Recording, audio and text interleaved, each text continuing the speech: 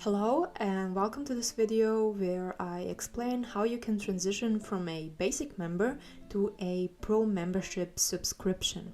So I'm currently logged in as a basic member, and next to the profile picture you see the Become a Pro Member button. When you click on it, a field pops up where you can see different packages: 3 months, 6 months and 14 months of subscription. The best deal is the last one, so if you click on one of the packages, the PayPal button pops up. In order to pay, I will click on it and go through the normal PayPal paying process.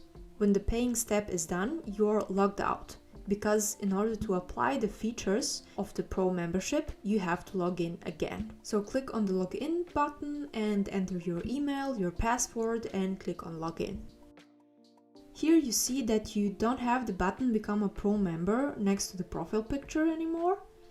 So let's go to the profile. The blue tag is changed now to a green tag and says Teacher Pro Member. And you have access to all features that a Pro Member has.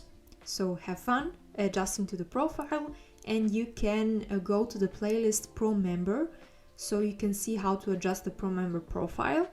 But a note on this, you can skip the registration video for a Pro Member because you have already a Pro Member account, and go to the Pro Member profile video. See you then!